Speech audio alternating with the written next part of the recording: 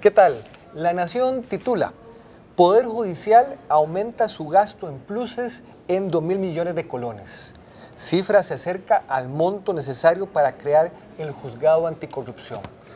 Estamos con la autora de este artículo, ella se llama Rebeca Madrigal, es periodista de la sección de política del periódico La Nación, quien nos viene a contar, nos viene a explicar esta información. ¿Qué tal, Rebeca? ¿Cómo estás? Hola, gracias, Matu, muy bien. Mira, Rebeca, ¿qué significa esta información? Cuando vino el tema del recorte que anunció el Ministerio de Hacienda al Poder Judicial, por no aplicar las reglas de empleo público de la reforma fiscal, entonces nos interesamos en conocer, bueno, entonces cuánto van a crecer los incentivos en esta entidad para ver si es una cifra que se asemeja al recorte que le está haciendo Hacienda.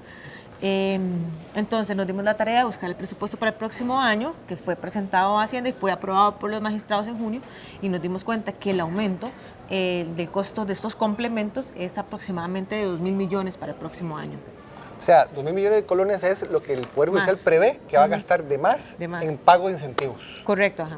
Con el sistema de cálculo, digamos, vigente, sin aplicar las reformas de la reforma fiscal. Como lo hemos informado antes, el Poder Judicial decidió eximirse, digamos, de los cambios que establece la reforma fiscal. El cambio más importante es que sus pluses, todos sus complementos que están calculados, que fueron calculados antes de la reforma fiscal, en términos porcentuales se mantuvieron de esa manera y no se convirtieron en montos fijos invariables. Entonces, ¿qué pasa con eso?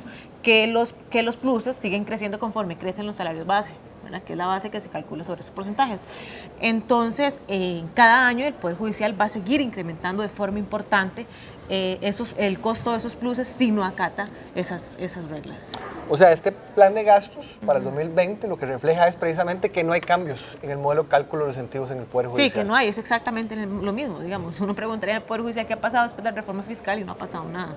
Entonces, en otras instituciones donde se ha aplicado, pues se puede ver, se va como deteniendo el crecimiento. Hay un ahorro. Hay un ahorro, ¿verdad? O sea, siempre se tiende a gastar más, ¿verdad? Porque las personas siguen acumulando anualidades, otros funcionarios siguen también adquiriendo nuevos incentivos, aunque calculados en montos nominales fijos. Sin embargo, el crecimiento es menor año con año. En el Poder Judicial, ese efecto no se va a poder ver si no se aplican esos cambios. Claro, porque recordemos que el espíritu de la reforma fiscal era contener, frenar un poco el incremento exponencial que el viejo sistema de cálculo generaba en el aumento anual de los incentivos. Claro, ¿verdad? por supuesto. Y la idea es calcular, digamos, todo lo que antes se estimaba en términos porcentuales, digamos, se iba a convertir en colones, ¿verdad? Con colones fijos, ¿verdad? Un monto fijo con la base salarial de julio de 2018. Eso para todos los pluses que el trabajador hubiese acumulado. Digamos, en el caso de las anualidades, que es el caso más claro, ¿verdad? Entonces se congelaban con esa escala salarial. Entonces lo que había acumulado un funcionario antes de la reforma fiscal se pasaba en colones fijos y no crecían. Entonces eso era como una forma de congelar esos salarios, aunque los funcionarios pueden seguir adquiriendo nuevos incentivos o nuevas anualidades año con año. Eso no se pierde. Vos mencionaste, Rebeca, en el artículo que el Poder Judicial tiene 14.000 empleados. ¿Cuáles son los principales incentivos que ellos reciben? Bueno, el incentivo más importante, digamos, por sí solo, es el de la prohibición y la dedicación exclusiva, precisamente por la naturaleza de la institución, ¿no? Luego continúa el de las anualidades, ¿verdad? Los dos superan más de 35.000 millones de colones. Sin embargo, hay un conjunto que se llaman otros incentivos, por lo menos en el presupuesto aparecen así. Hicimos las consultas y nos dieron un desglose de 14 distintos incentivos. Todos esos en conjunto son 60.000 millones de colones. De los 2.000 millones de colones que crece el presupuesto de incentivos para el próximo año, para esos otros incentivos el crecimiento es de 1.600 millones. O sea, la mayoría del crecimiento está en esos otros incentivos. Lo especial de esos complementos es que muchos de ellos fueron creados por la misma institución, ¿verdad? Y son definidos, la mayoría de 14, 11 están definidos en términos porcentuales. Entonces, definitivamente no van a dejar de crecer.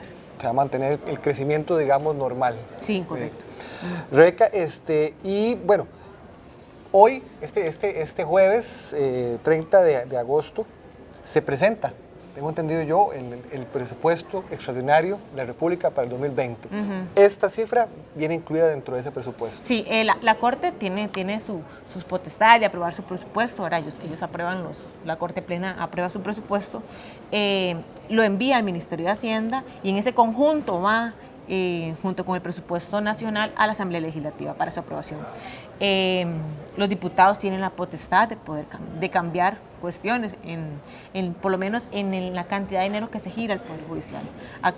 La transferencia viene siendo para este año de 470.000 millones de colones, de los cuales ya doña Rocío Aguilar, la ministra de Hacienda, ordenó un recorte de 2.500 millones, enviar algo un poco más, entonces más pequeño al Congreso. Entonces, el presupuesto, aunque se aprueba a nivel de Corte Plena, ¿verdad? Finalmente, la transferencia que hace el gobierno, el Ministerio de Hacienda a la Corte, es algo que tienen que ver los diputados en los próximos meses, antes del 30 de noviembre. Y bueno, como bien vos lo decís, y para recordarle a la gente que nos está viendo, cuando trascendió la información que publicó precisamente La Nación de que la Corte había decidido no aplicar los cambios en el sistema de cálculo de sus incentivos, la reacción inmediata del Ministerio de Hacienda fue ordenar un recorte de 2.500 millones en el presupuesto 2020 del Poder Judicial. Correcto. Porque la ministra lo que dijo es, bueno, curiosamente, ellos nos habían pedido en el Poder Judicial un incremento en el presupuesto para el 2020 porque tenían que implementar los famosos tribunales anticorrupción. Y nos decían que con el presupuesto que tenían no les alcanzaba. No les alcanzaba. Entonces resulta que, dice doña Rocío, lo que no nos dijeron los magistrados es que no les alcanzaba porque no habían aplicado el recorte o la modificación en el sistema de cálculo de los incentivos. Claro, ahí es donde entonces se toma la decisión desde el Ministerio de Hacienda, ya que están trabajando como en los retoques finales del presupuesto, pues de hacer ese recorte. O sea, igual el presidente de la Corte, don Fernando Cruz, defendió la forma en cómo se hizo el presupuesto, incluso le reclamó a la ministra que ese presupuesto se aprobó desde junio, ¿verdad? De esa forma que desde mayo ya se había tomado la decisión de no implementar la reforma fiscal. Entonces no entendía un poco la sorpresa, doña Rocío, de haber hecho este recorte tan cercano a la presentación del presupuesto nacional.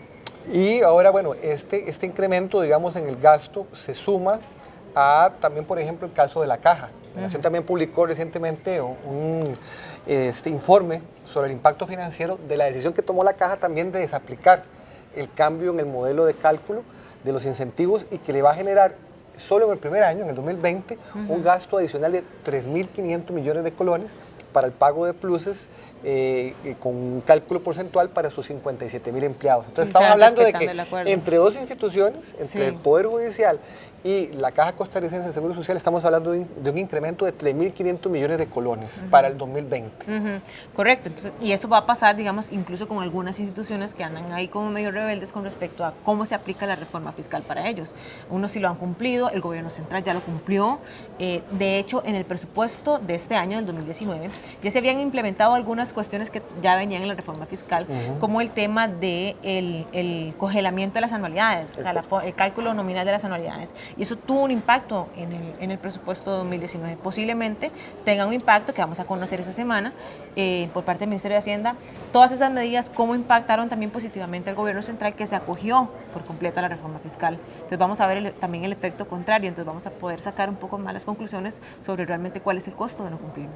Y ahora viene la dinámica entonces en la Asamblea Legislativa, ese estira y encoge que se va a empezar a dar respecto al manejo y la aprobación final del presupuesto. Sí, y también hay una etapa que es muy importante porque no todos los presupuestos públicos pasan por la Asamblea Legislativa, hay otros que también pasan por la Contraloría, entre ellos las universidades, y algunas también no están cumpliendo con la reforma fiscal. Entonces también la Contraloría va a tener